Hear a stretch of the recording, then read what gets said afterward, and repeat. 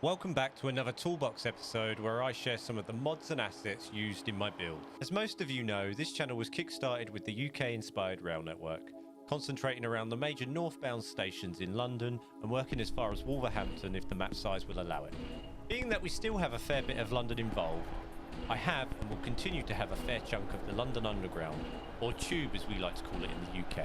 I have always found Transport Fever 2 isn't very forgiving when it comes to going underground. It's something to do with how the landscape responds to digging a big hole and dropping some track into it. It's even harder to drop a station down there, and God forbid we hit some water early. However, this was made easier when I discovered the underground station from Enzo JZ. I'm going to pronounce it that way because I can't work out if it's Enzo and the JZ is included, or it's just Enzo with a JZ at the end. So we're going to go Enzo. This station comes complete with a roof, selection of platform sizes, and wall colours.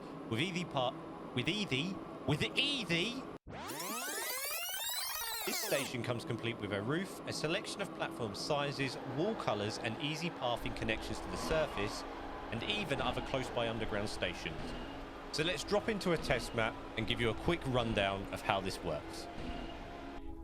I will forever find myself with train sheds. Here we are again, and for whatever reason, the warehouses are not here, so I'll obviously opened a different save game.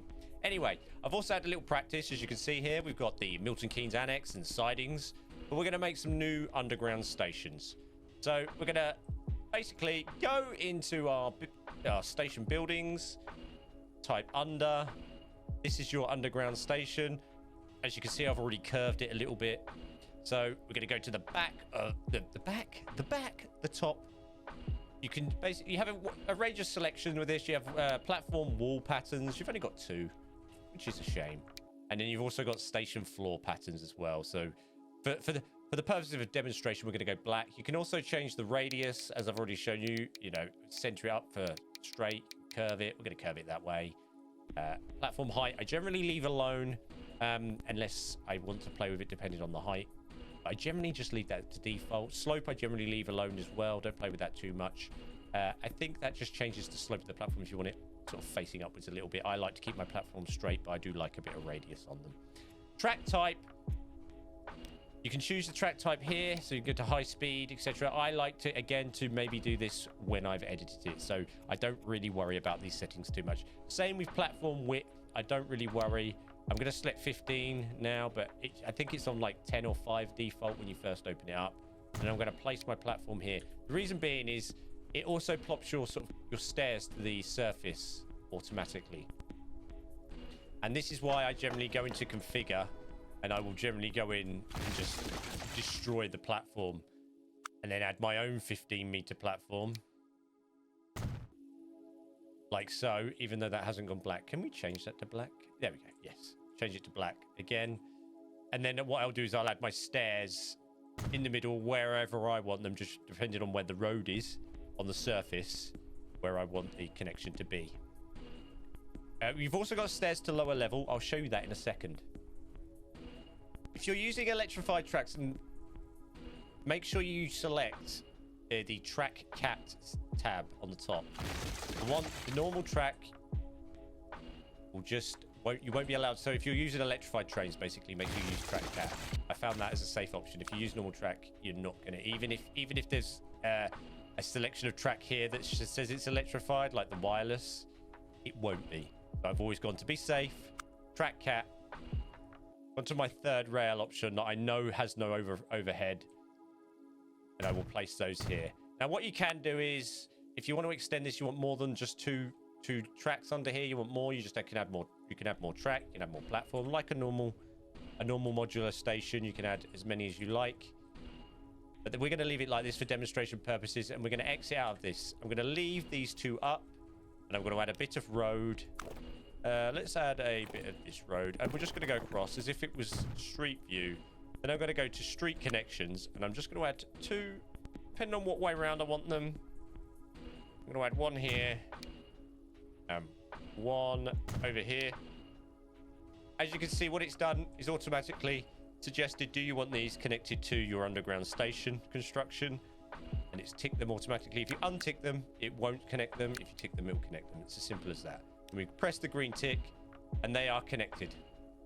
So now your Sims It also has a nice little sign on it, which is quite cool. So you can rename that to whatever you want it.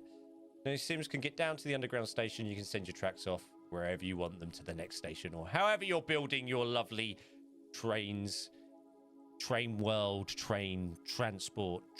What is this game called? Transport Fever. However you're doing that, you can go ahead and do it. I'm going to show you a little extra here. Obviously, you can add more entry levels by selecting this one. So you can go into your track constructions. You can add more. But we're going to leave that like that. What we're going to do now is we're going to go back into configure. And I'm going to add the lower level connection stairs. And I'm just going to plop that there.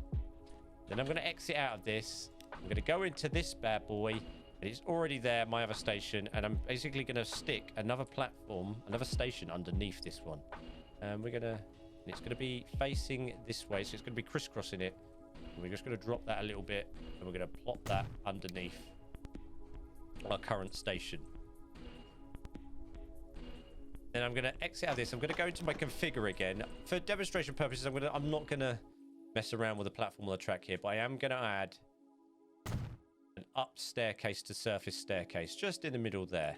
And I'm going to exit out of all of these. I'm going to reselect my... Which one is it? This one, my original station. Go to the add entry level, and it's going to say, do I want to add... Why is that saying Milton Keynes Central? I don't know, but that's the one in the vicinity. Do I want to connect that to that one? I'm going to go yes. And then we have one complete station now. Two directions. Your Sims can go down from these stairs to this station, and then from that station, there's a lower level staircase that connects the next station underneath. You can add as many as you like, as far as I can tell. I think I've connected up to 5 or 6 different stations in one of my I think it's at Baker Street now, or my renamed Regent's Park to Baker Street. I think I've got about 6 different stations all connected using this system now. It's really helpful, and I find it quite fun, especially if you're adding vast underground networks that you want all connected together and you don't want lots of separate stations. It's quite cool. That's about it, guys. Thank you very much for watching. I hope you found this video helpful, and I'll see you in the next one.